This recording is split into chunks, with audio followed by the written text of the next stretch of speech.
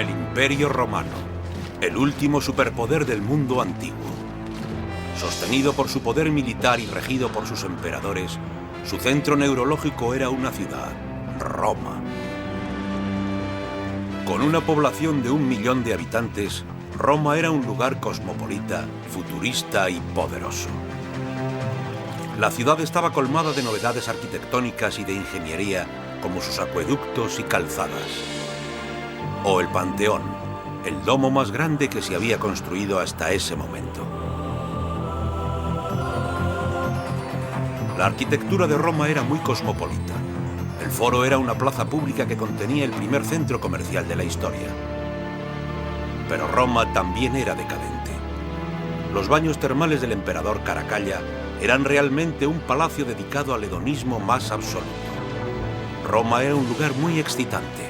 El Circo Máximo era 2 veces más grande que cualquier estadio deportivo de hoy en día. Y también estaba el Coliseo, un lugar donde la muerte se exhibía como espectáculo.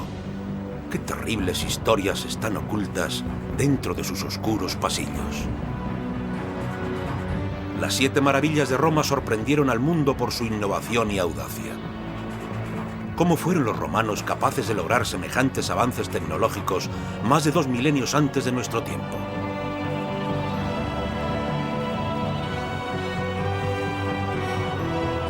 Las 7 maravillas de la antigua Roma.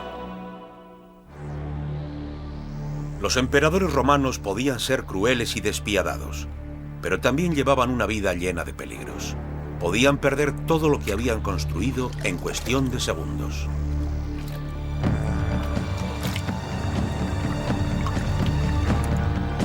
Algunos seguían con vida por haberle dado al pueblo lo que el pueblo pedía, mientras que otros protegían su reputación construyendo monumentos colosales que no quedarían olvidados con el paso del tiempo. Roma se convirtió en un lugar único en la tierra. Tenía centros comerciales y balnearios, un sistema de carreteras, agua potable y alcantarillas. Los romanos disfrutaron de una ciudad con una arquitectura insuperable en su día y con espectáculos que iban mucho más allá de sus mejores sueños. El edificio donde se desarrollaban algunos de estos espectáculos era el Circo Máximo. Fue el estadio más grande jamás construido. Tenía capacidad para el doble de espectadores que cualquier arena deportiva de nuestro tiempo. En su interior, los romanos disfrutaban de espectáculos de velocidad, peligro y muerte. Se reunían aquí para contemplar grandes hazañas, piruetas, carreras y aventuras incomparables. Con medio kilómetro de longitud y 150 metros de anchura, el Circo Máximo era el lugar donde se celebraban los grandes espectáculos. Aquí había bestias salvajes, gladiadores y el espectáculo más conocido de todos, las carreras de carros. Tenía capacidad para 350.000 espectadores. La entrada era gratuita, la pagaba el Estado. Pero para Trajano, el emperador que ordenó la construcción del circo, esto solo era un pequeño sacrificio comparado con los beneficios que obtenía. Trajano, como cualquier emperador que se preciase, quería construir un monumento dedicado a su gloria eterna, y el Circo Máximo fue una excelente elección. A Trajano le gustaba verse a sí mismo como un hombre del pueblo. El circo le permitía entretener a 1/3 de la población de Roma en una sola sesión. La mitad de la pista se veía dividida por una acera de 300 metros de longitud. Se llamaba la Espina y representaba la espalda rota de los enemigos de Roma. En medio de la Espina se erguía un obelisco de más de 25 metros de altura. Este, en un principio, había servido para homenajear la gloria de Ramsés II, el gran faraón egipcio. Pero el obelisco tenía un nuevo dueño, Roma. Los primeros intentos de construir un gran estadio siempre habían acabado en desastre. El primer Circo Máximo se construyó 500 años antes, pero al estar fabricado de madera, la estructura ardía con demasiada facilidad y se incendió una vez tras otra. Pero en el año 100 a.C., el emperador Trajano decidió reconstruirlo de una vez por todas. Trajano decidió reconstruir el circo y reemplazó la antigua estructura de madera con una reluciente construcción de mármol y piedra. Realmente se trataba del primer circo permanente que se construyó en el Imperio Romano. El Circo Máximo de Trajano se convirtió en un estadio de éxito inigualado.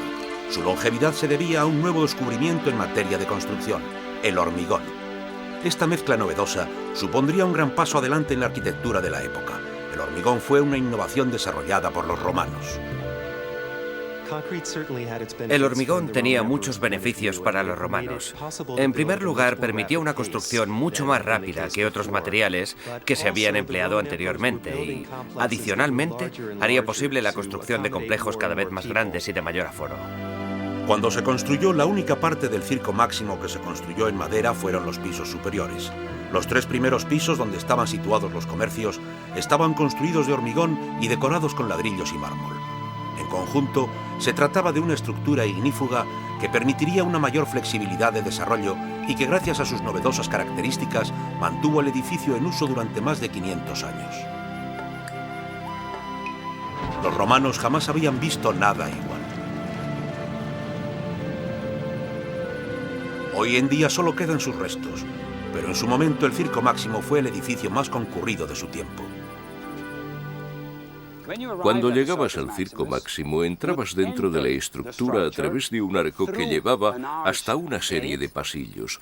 Estos pasillos estaban prácticamente por debajo de la tierra, y cuando finalmente salías de ellos para emerger al interior del circo, la luz era sencillamente cegadora, y se precisaban varios segundos para ajustar los ojos al espectáculo que se desarrollaba. La construcción de Trajano tenía más de 30 metros de altura, dentro de los cuales había 4 filas de asientos. Estas filas rodeaban toda la pista y tenían una longitud total de casi 1500 metros. El escritor Plinio lo describió como bello como un templo, un lugar digno de ser visto por su propio esplendor, aun sin tener en cuenta los espectáculos que se contienen en su interior. Tenía que ser un lugar muy resistente para poder aguantar las sorprendentes características de algunos de los espectáculos. En uno de ellos se soltaron 63 leopardos, 40 osos y 10 elefantes a la vez. Para incrementar la seguridad de los espectadores, se excavó una trinchera de 3,5 metros de anchura y otros tantos de profundidad por todo el perímetro de la pista. El emperador Nerón mandó construir una barrera cilíndrica cubierta de marfil que giraba sobre sí misma al ser tocada, impidiendo que los animales treparan por ella para subir a las gradas. Una novedad que permitía que toda la acción tuviese lugar a escasos metros de los espectadores. El Circo Máximo era tan sumamente grande que necesitaba espectáculos a gran escala, y en el Imperio Romano no había mayor espectáculo que las carreras de carros. La carrera comenzaba con un pañuelo tirado al suelo. Entonces se abrían las puertas y los 12 carros salían disparados a la vez. Durante los primeros momentos tenían que permanecer en sus líneas, pero a partir de cierta distancia ya se les permitía la libertad de movimientos. A partir de ese momento corrían como posesos hasta dar 7 vueltas al circo. La meta estaba justo delante del palco imperial. El trazado de la pista sufría modificaciones y mejoras constantes. Las partes más peligrosas eran sin duda las esquinas, donde los equipos se veían obligados a tomar curvas lo más cerradas posible. Los carros chocaban entre sí y los competidores quedaban aplastados por las pezuñas de los caballos. Más de 50 morían cada año, pero si lograban sobrevivir, se convertían en auténticas superestrellas. Sí, la verdad es que los conductores de carros llevaban una vida similar a la de nuestras estrellas de rock o de cine. Se convertían en auténticas celebridades, atraían mucha atención y disfrutaban de todo el glamour, los beneficios y el tremendo prestigio que habían ganado en el circo. Hoy en día solo conocemos el nombre de uno de ellos, Scorpo, y su vida tuvo que ser bastante representativa de toda la excitación, el glamour y a veces el patetismo que tenía la vida de ser un competidor. Ganó 2000 carreras, pero finalmente murió con las riendas en las manos con tan solo 27 años. Los espectadores hacían apuestas por los distintos equipos, y el espectáculo era atentamente seguido por hombres, mujeres y niños. Es indudable que el Circo Máximo convirtió al emperador Trajano en una figura tremendamente popular, pero esto no fue suficiente para él. Se convirtió en uno de los mayores edificadores del Imperio Romano y su siguiente proyecto sería otra maravilla de la arquitectura conocida como el Foro de Trajano. El foro es un símbolo cultural de la ciudad romana. Se trata del lugar de encuentro principal del pueblo. Era un lugar de reunión que habitualmente tenía un templo a un lado, una basílica y unos juzgados al otro. Por tanto, estamos en el auténtico centro, el Times Square o el Piccadilly Circus de Roma. Roma ya contaba con 5 foros, pero ninguno de ellos poseía la escala de la construcción de Trajano. El Foro de Trajano fue el foro más grande que se construyó en Roma. De hecho, tiene el tamaño de todos los demás foros imperiales puestos juntos.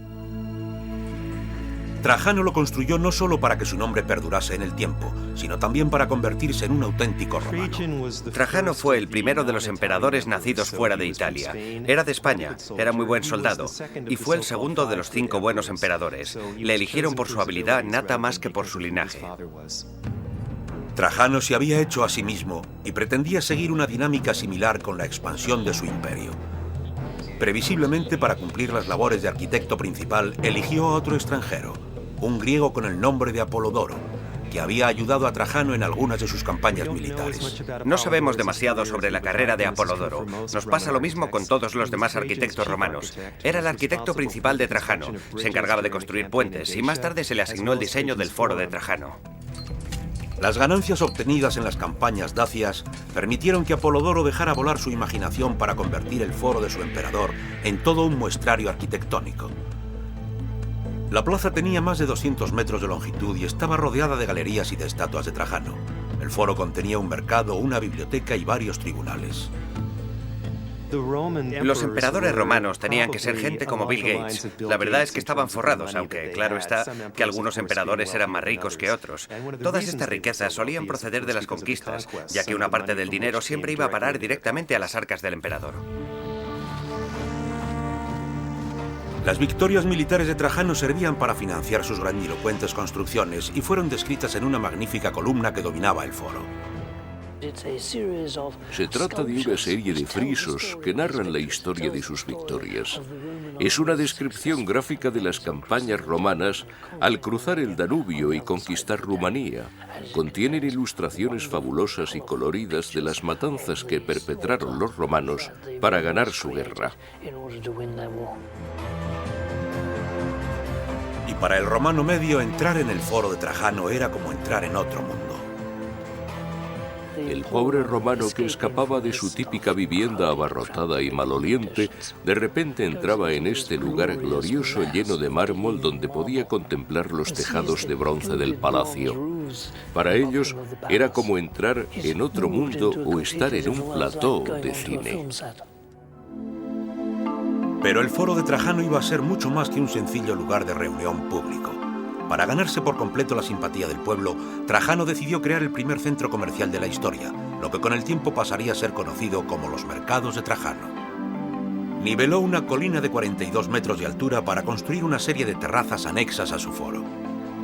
Los mercados tienen un diseño muy interesante porque, de cierta manera, parece que sientan un precedente para nuestros actuales centros comerciales, con varios niveles y pisos conectados entre sí. El diseño era indudablemente futurista. Un centro con varios espacios repartidos a lo largo de distintos niveles, con plataformas elevadas y galerías, con un total de 150 tiendas en 5 plantas. Ahora mismo estamos caminando por uno de los pasadizos que daban a las tiendas del complejo. Como podéis ver, las fachadas de las tiendas estaban abiertas hacia la calle o a los pasillos. Los métodos de construcción eran nuevos, rápidos y económicos. Las paredes estaban sencillamente revestidas de ladrillo, y para ahorrar dinero, los ladrillos se cortaban por la mitad y se rellenaban con una mezcla de hormigón y cascotes. Esta nueva técnica hacía posible la construcción de edificios de hasta 5 plantas. Los mercados de Trajano son un ejemplo perfecto de la maestría que tenían los romanos utilizando los ladrillos, no solo como material de construcción, sino también como material estético. De esta manera, el ladrillo se convierte en parte de la decoración del edificio. En la 5ª planta había un comedor donde se repartía comida gratuita. Por debajo había galerías de tiendas que ofrecían todo tipo de productos importados de cada rincón del imperio. Allí podían encontrarse las mejores sedas y gemas preciosas, además de productos más cotidianos. Era un lugar donde los romanos podían reunirse y relajarse, comer y beber y pasear tranquilamente mientras compraban todo tipo de productos. Había tabernas y establecimientos de comida rápida. Con tantas actividades reunidas dentro de un mismo complejo, la seguridad era de suma importancia.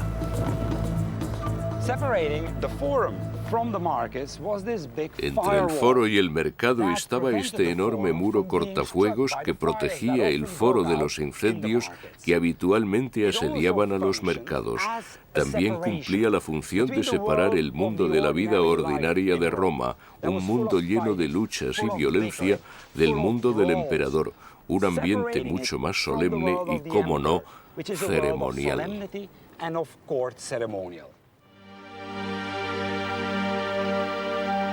Trajano hizo que Roma se convirtiese en el lugar más sofisticado de la tierra. La ciudad contaba con todo tipo de adelantos tecnológicos y entre estos, uno de los más grandes eran los acueductos. Los acueductos supusieron todo un paso adelante en la ingeniería romana y se encargaban de transportar agua de manantial directamente a los hogares de más de 1 millón de ciudadanos. Estos bellos arcos que cruzan el paisaje, junto a una serie de túneles que se extendían por debajo del suelo, transportaban la increíble cantidad de 850 millones de litros de agua cada día hasta la ciudad.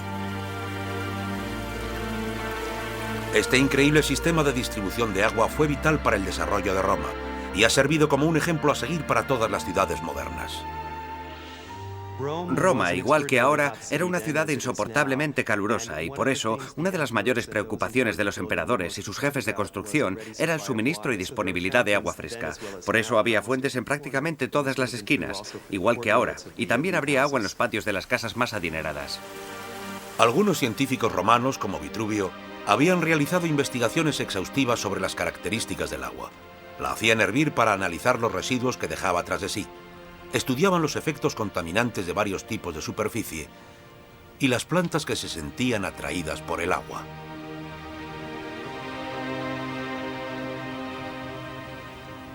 Más adelante, bajo el mandato de Trajano, se creó un ministerio del agua a cuyo frente estaba Frontino, un célebre ingeniero.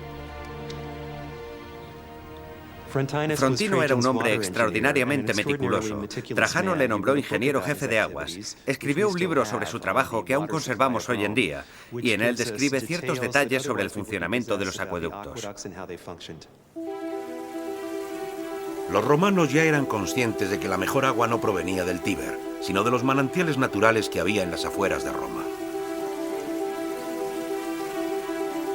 El agua, siempre que proviniese de un lugar suficientemente alto, podía ser canalizada hasta la ciudad a través del sistema de acueductos. La experiencia de los ingenieros romanos les permitía salvar todo tipo de obstáculos, y con el tiempo construirían una red de túneles y acueductos de 400 kilómetros de longitud. Pero antes de que comenzaran las obras había que determinar el nivel de inclinación. Una vez establecido este ángulo, serviría para marcar la inclinación del acueducto a través de colinas y valles hasta llegar a Roma. El agua pasaba a través de varios tanques de purificación antes de entrar dentro del acueducto. En ciertos lugares se restringía el flujo del agua para que las impurezas se depositaran en el fondo. Los acueductos, en su ruta desde las colinas de Roma hasta la ciudad en sí, a veces se veían obligados a pasar por debajo de poblaciones o colinas, y para lograr esto se excavaban túneles especiales. Se excavaban a mano y estaban muy bien construidos, tan bien construidos que, de hecho, son la única construcción pública romana que aún se utiliza hoy en día. Para hacer los túneles, los ingenieros utilizaron la técnica romana de excavar varias fosas verticales por encima del túnel a intervalos de 35 metros. Las fosas permitían insertar plomadas para asegurar la inclinación correcta del túnel. El problema era que cuando el acueducto salía por el otro lado, la tierra a menudo descendía vertiginosamente hacia la ciudad, y para mantener la angulación del flujo, el canal tenía que elevarse mediante la utilización de muros de ladrillo o piedra. Si el terreno se hacía cada vez más bajo, la pared se elevaba proporcionalmente. Pero cuando el muro sobrepasaba los 2 metros de altura, el precio del mismo ascendía hasta niveles prohibitivos. Para solucionar este problema, los romanos recurrieron a una de sus mayores innovaciones arquitectónicas, el arco. Estamos bajo el típico arco romano semicircular construido con bloques tallados. El tramo tendrá unos 6 metros de longitud y habrá en total unas 27 piedras formando el arco.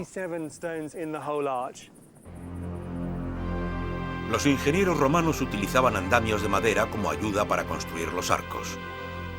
Cuando los bloques de piedra estaban en su lugar, se les aplicaban guijarros y cemento para elevar la estructura hacia arriba. En cuanto ya tenían puesto el último bloque, se deshacían del andamio y dejaban que el arco se mantuviera por sí solo.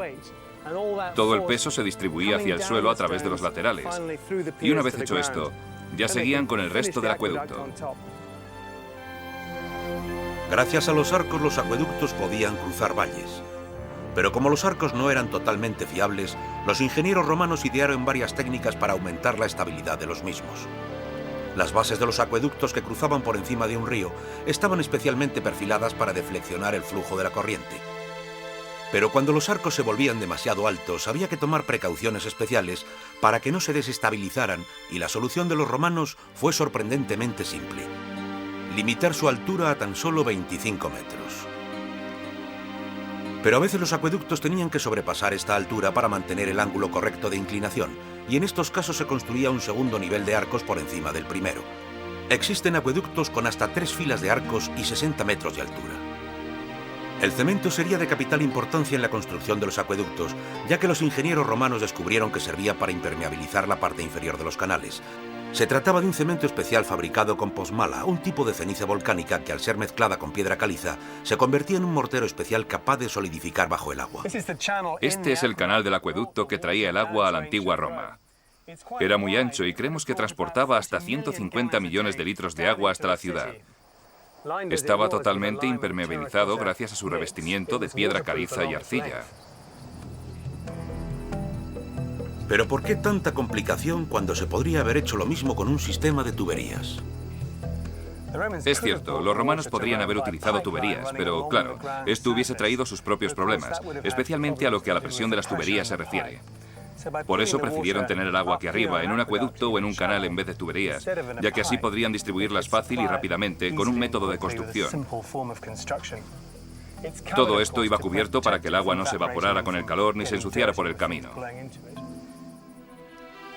Los romanos creían que sería demasiado difícil detectar y arreglar fugas si el sistema de tuberías estuviera por debajo de la tierra. Solo utilizaban tuberías de terracota, ya que los ingenieros romanos sabían que el plomo, además de demasiado caro, podía ser venenoso.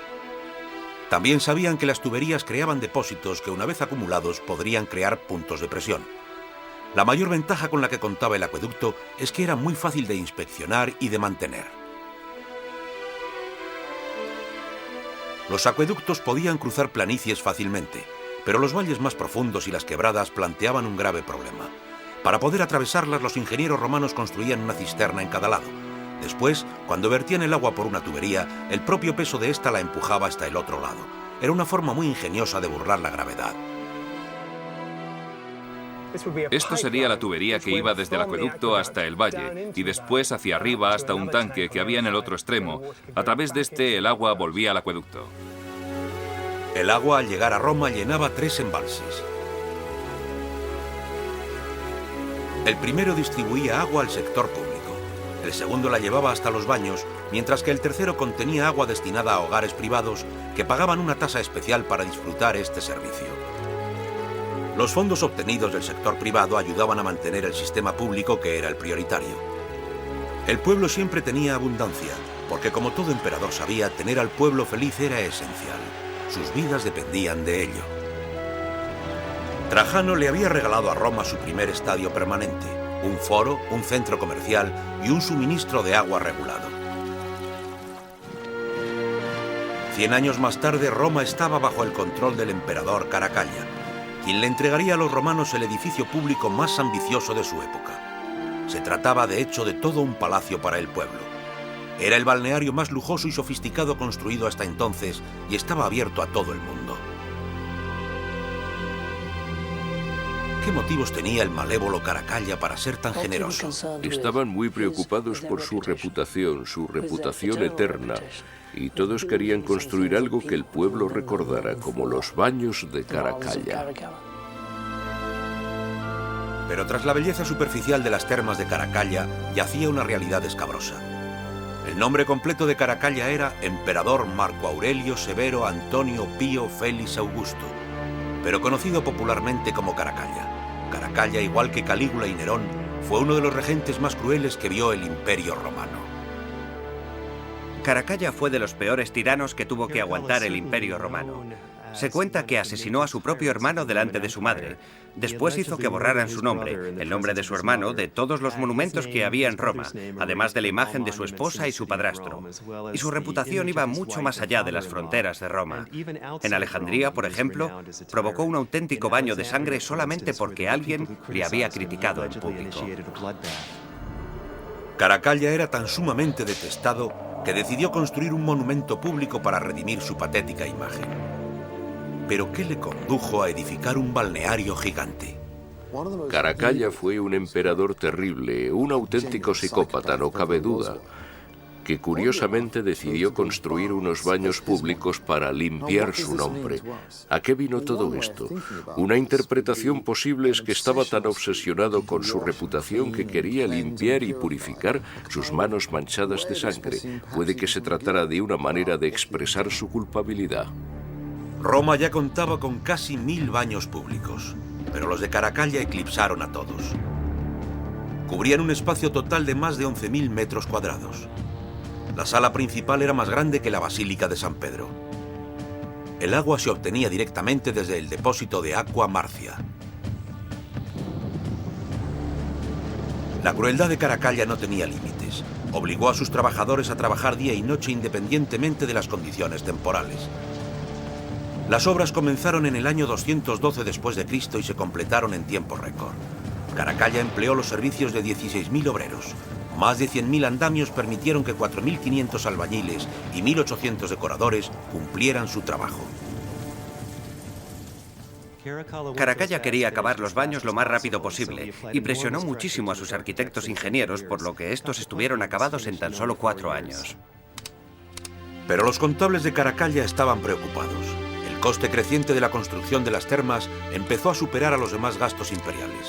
El presupuesto anual del ejército, el subsidio de paro, los sueldos de los cargos públicos y los regalos imperiales y subsidios extranjeros. Durante el reinado de Caracalla no hubo nuevas conquistas y por tanto no se generó ningún dinero. Estamos hablando de un periodo de altas tasas de desempleo, inflación y una economía lamentable. Pero Caracalla era incapaz de dejar de gastar dinero. Nada era demasiado caro para él. Utilizaron millones y millones de ladrillos y cientos de columnas. Utilizaban unas especies de ruedas de hámsters gigantes con gente dentro. Y bueno, cuando ni siquiera se habían construido la mitad de los baños, ya era evidente que estábamos ante una nueva maravilla arquitectónica. Los bañistas podían nadar en las piscinas olímpicas, descansar en las enormes saunas, relajarse en piscinas calientes de 60 metros de longitud y refrescarse en pozas frías. También había gimnasios y salas de entrenamiento, además de bibliotecas, lugares de reunión y jardines. Al entrar a los baños de Caracalla, lo que más sorprendía era la impresionante calidad de la luz, ya que ésta se reflejaba en las superficies del mármol importado y de los mosaicos que cubrían las paredes y otras partes del edificio. En contraste, por debajo de toda esta luminosidad, se escondía un submundo de oscuridad en el sistema de túneles que se empleaban para calentar el agua de los baños. Una cisterna enorme suministraba los baños con más de 8 millones de litros de agua. El agua pasaba por un sistema de tuberías localizado bajo el edificio principal, y desde allí iba a parar directamente a los baños fríos o a los calentadores de agua. También había tuberías dedicadas exclusivamente a deshacerse de toda el agua sobrante. Y en unos pasillos enormes se almacenaban 2.000 toneladas de madera. Había 50 chimeneas para poder calentar las distintas salas de la terma. Este efectivo sistema de calefacción era conocido por el nombre de hipocausto. Había tuberías de terracota por dentro de las paredes para aislarlas y canalizar el aire caliente. Este submundo era un lugar terriblemente caliente, opresivo y cruel, mientras que por encima la gente despreocupada disfrutaba del lujo y la limpieza de los baños.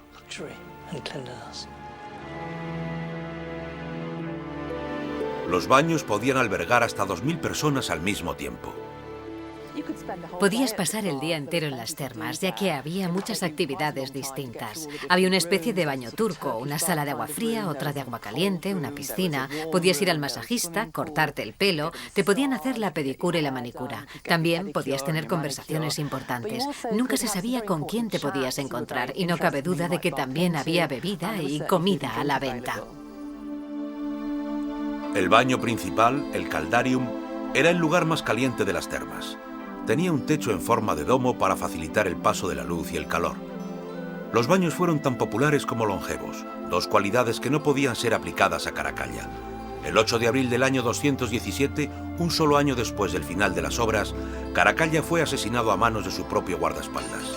Los romanos disfrutaron de sus baños durante siglos, pero hicieron todo lo posible por olvidarse de Caracalla, uno de los emperadores más detestados de todos los tiempos.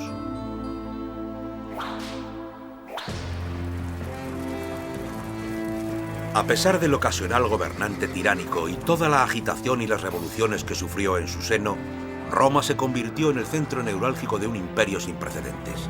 Una hazaña hecha posible gracias al extenso sistema de calzadas romanas. Los romanos se percataron de que para gestionar efectivamente un imperio de semejante extensión y envergadura, necesitarían construir un sistema de calzadas para el transporte eficaz de tropas y bienes. Utilizaron las calzadas para crear una especie de pueblo global. La primera calzada romana fue la Vía Apia, un trabajo comisionado en el año 312 a.C. por el cónsul Claudio. En menos de 200 años se construyó un sistema de carreteras de más de 300.000 kilómetros capaz de llegar hasta las fronteras más lejanas del imperio. Sobre ellas marchaban los ejércitos romanos y pronto toda Europa hacia el oeste, Judea al este y Egipto hacia el sur, cayeron bajo el control del imperio. En los tiempos de esplendor del imperio, las calzadas crecían a un ritmo de 1 kilómetro cada 2 días y sorprendentemente muchas sobreviven hoy en día. ¿Cuál era el secreto de su construcción? La respuesta está en su meticulosa manera de prospectar el terreno con un artilugio conocido como groma. Los romanos escrutaban el terreno de una manera muy parecida a la que utilizamos hoy en día. Utilizaban ángulos rectos, empleaban el nivel para determinar la elevación y todas esas cosas. Primero tomabas una referencia visual desde uno de los ejes, así, para después moverte alrededor y colocar las demás líneas en ángulos rectos. Esta era la estrategia más recurrida para las distancias cortas. Para las más largas, los romanos tenían que fijarse en las colinas más altas que podían vislumbrar en el horizonte y plantaban palos entre el lugar donde estaban y el lugar donde querían ir, y entre ambos tendían una cuerda perfectamente recta. Como no podían prospectar alrededor de las esquinas, todas las calzadas romanas se hicieron rectas. Si la calzada se topaba con algún obstáculo insorteable, esta desaparecía momentáneamente para continuar en el otro lado, aunque en muchas ocasiones todas las calzadas atravesaban colinas enteras. El emperador Trajano mandó cavar un corte de 40 metros de profundidad para extender la Vía Apia hasta la costa. Esta idea de construir una calzada recta desde un principio era totalmente nueva. Hasta ese momento todas las calzadas habían evolucionado siguiendo las huellas de antiguos caminos. Evitaban ríos y colinas, pero para los romanos esto era un método ineficaz y nada se opondría en el camino de la Vía Apia. Y cuando la carretera llegaba a un pantano, se construía una plataforma especial. La plataforma estaba compuesta de una estructura de madera fijada sobre el pantano. A veces utilizaban troncos enteros antes de depositar una capa de piedra caliza cubierta de guijarros. Las calzadas romanas se construyeron con mucho cuidado, ya que eran un elemento clave para las comunicaciones del imperio. Y la construcción de estas carreteras era un negocio muy serio, ya que servían para muchas cosas, como el transporte de tropas o suministros, y estaban construidas por esclavos, soldados y ciudadanos de las clases bajas que trabajaban para constructoras privadas.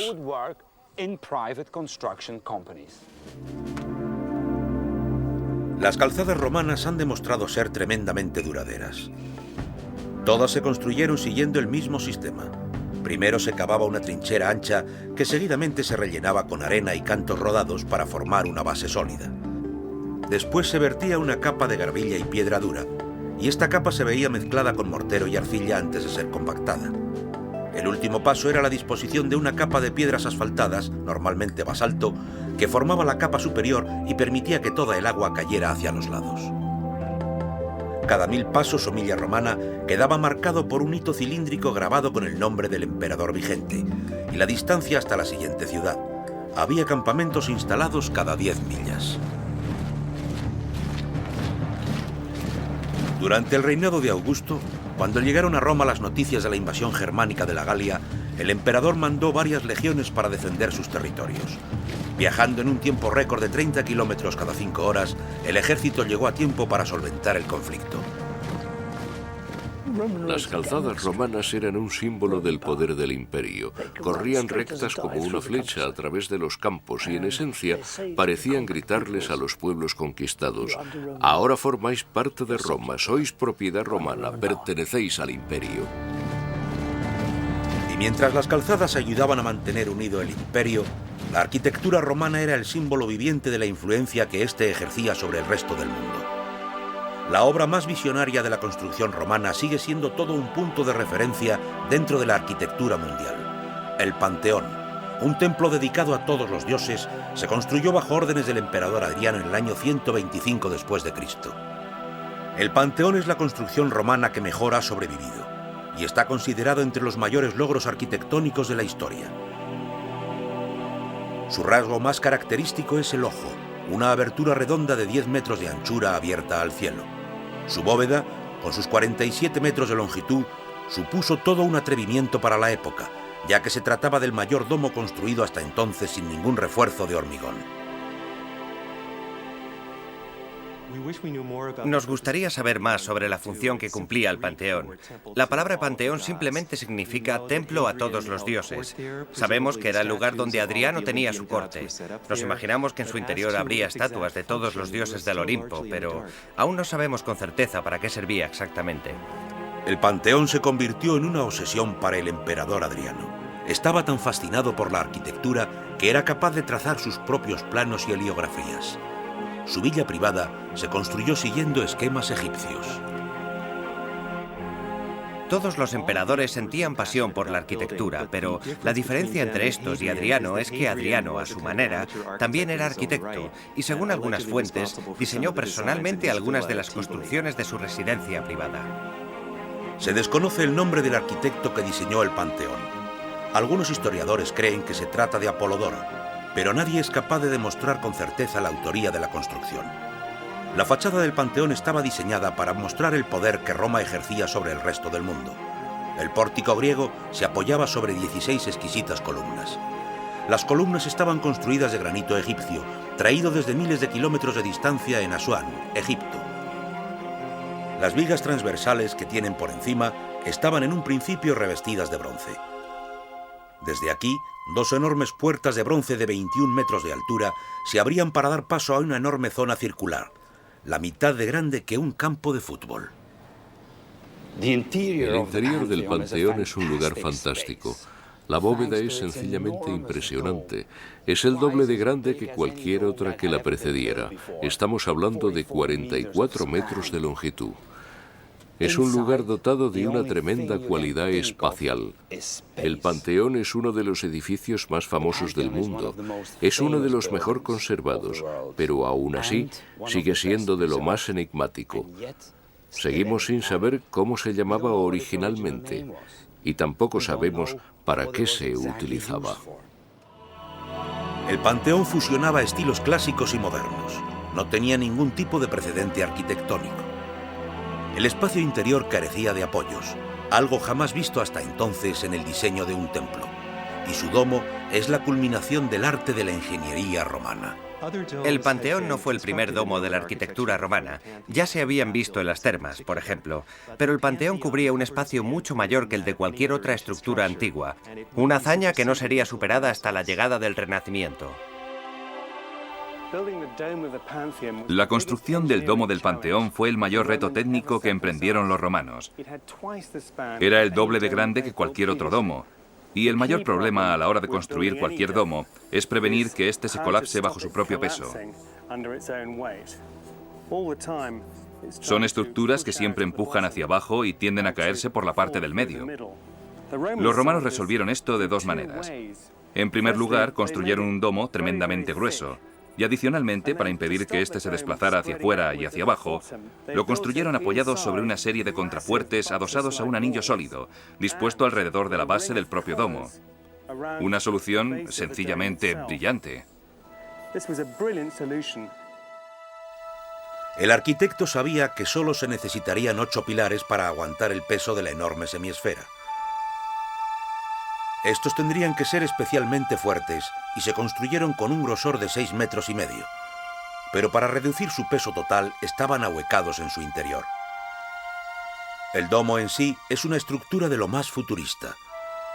Había sido diseñada para obtener el mínimo peso y ejercer la mínima presión hacia abajo. El domo tiene una serie de características muy sofisticadas y para su construcción se utilizaron 5 tipos de cemento distintos.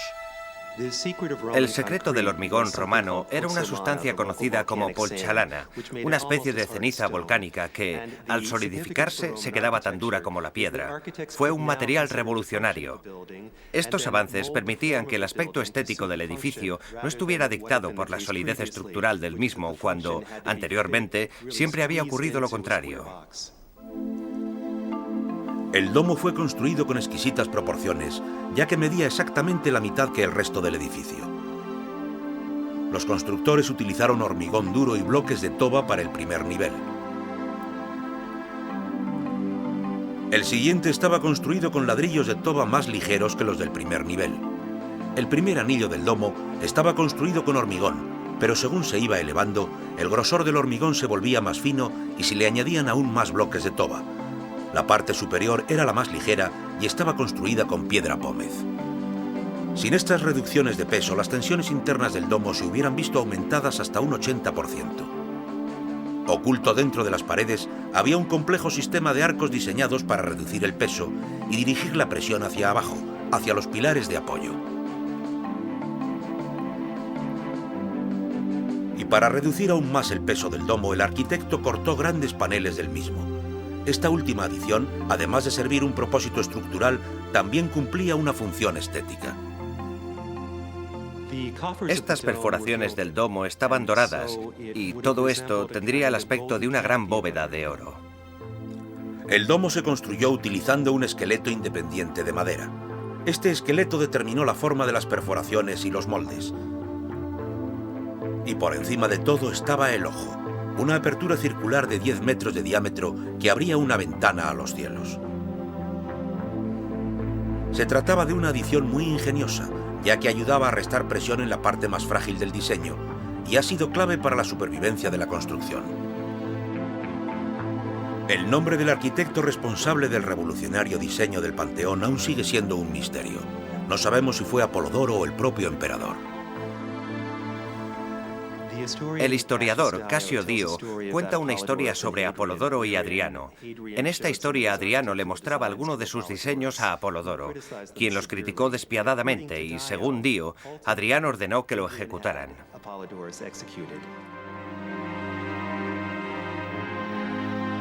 Si la historia es cierta, Apolodoro jamás pudo contemplar el fin de la construcción del Panteón. Pero el enigma más misterioso del Panteón no es el nombre de su arquitecto o las características especiales de su domo, sino su fachada. La altura de las columnas sigue una lógica misteriosa. El pórtico parece ser demasiado corto. Una de las razones por la que esto pueda ser axial es porque Adriano quería que las columnas se construyeran de granito egipcio. Se trataba de un material muy caro de extraer y transportar hasta Roma, pero que dotaría al conjunto de una exquisitez incomparable. Las columnas necesitaban medir 16 metros, pero para tallar semejante proporción se necesitaría demasiado tiempo, un tiempo que el impaciente Adriano no estaba dispuesto a conceder, pero tampoco podía comprometer la grandiosidad de su construcción utilizando simple mármol.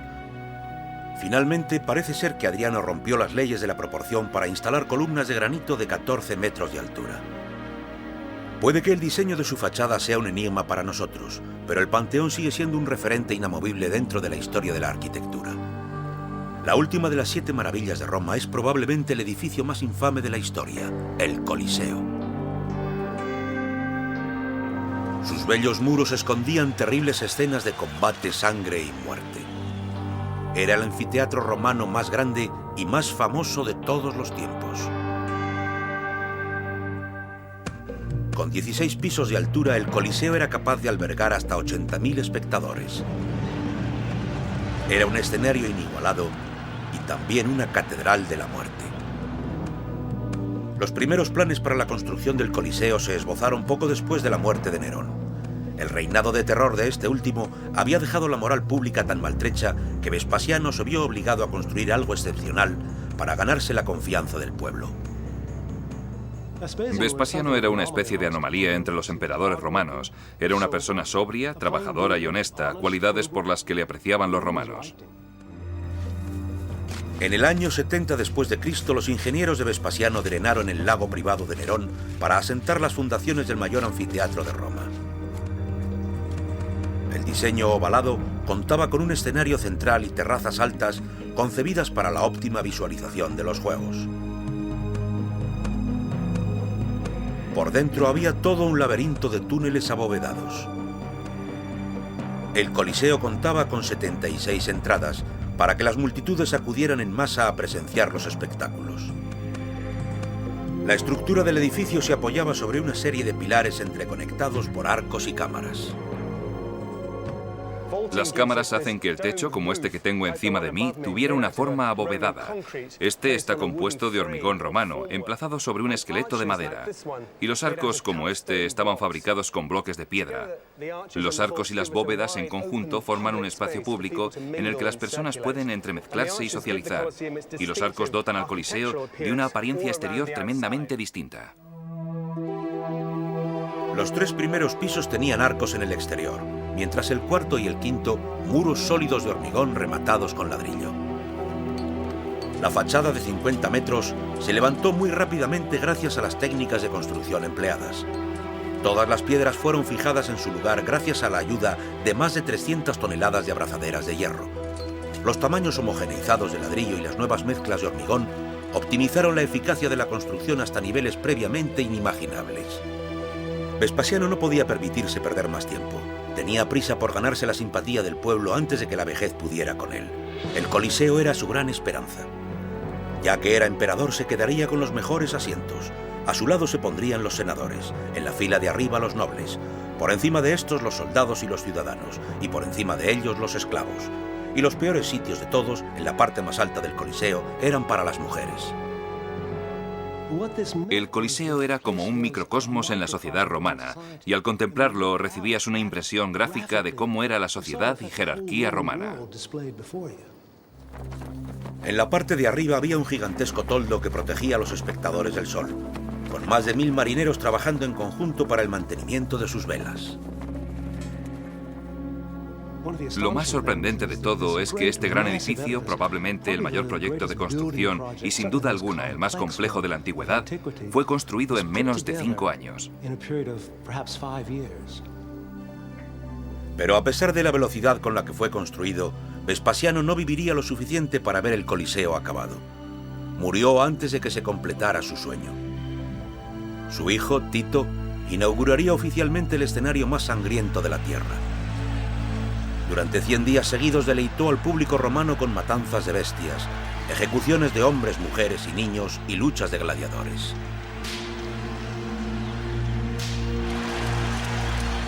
Esta matanza masiva se hizo posible gracias a un elaborado sistema de ingeniería.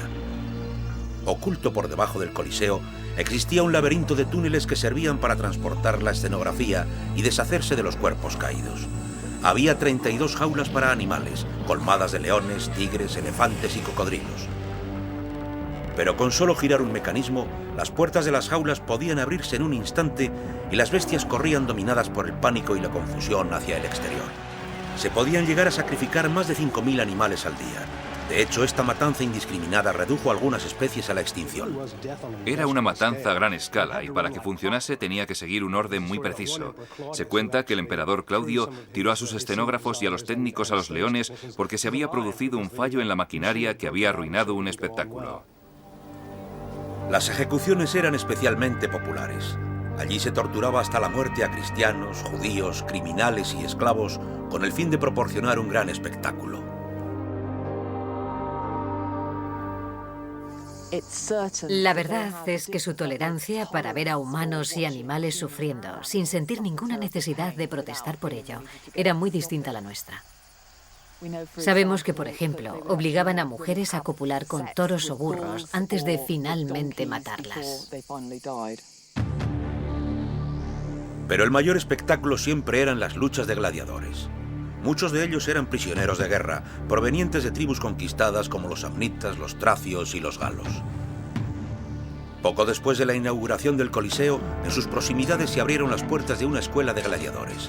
En poco tiempo ya había más de 2000 gladiadores entrenados, dispuestos para luchar por sus vidas. Una de las estrategias favoritas de los romanos para aportar diversidad a las luchas de gladiadores consistía en hacer que estos adoptaran el rol de personajes célebres. Podías presenciar una lucha entre Aquiles y Héctor, o, por ejemplo, Hércules luchando contra alguno de sus enemigos. Las luchas eran hasta la muerte, pero a pesar de ello seguían patrones puramente teatrales. Si sobrevivían el tiempo suficiente para cumplir sus contratos, los gladiadores se convertían en hombres libres. El Coliseo convirtió a algunos gladiadores en auténticos héroes. Algunos recibirían una segunda oportunidad, mientras que otros morirían dentro de sus muros. Sus cuerpos eran retirados de la arena al final de cada combate. Nada menos que 42 emperadores se beneficiarían de la obra de Vespasiano. El Coliseo era un edificio diseñado para mantener al pueblo feliz, y consiguió su cometido, pero a un alto precio. Más de 700.000 almas morirían dentro de sus muros. El Coliseo aún sigue en pie como la obra maestra arquitectónica que es, un legado que ha eclipsado su terrible y sangrienta historia. Las 7 maravillas de Roma eran creaciones excepcionales, obras de arquitectura e ingeniería que no conocerían igual hasta más de 1000 años más tarde. La audacia de sus diseños aún plantea un reto para nuestros arquitectos modernos, quienes siguen buscando nuevas maneras de resolver problemas y desarrollar ideas, tal y como hicieron en su día los romanos, y construir para el futuro.